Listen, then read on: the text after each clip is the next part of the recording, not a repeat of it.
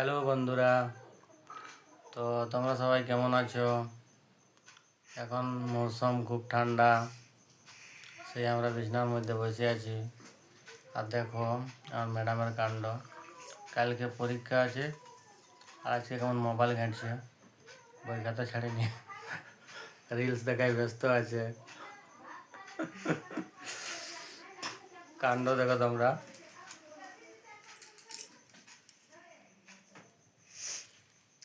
মোবাইলে পড়া হচ্ছে। বলছে কি মোবাইলে পড়া আছে।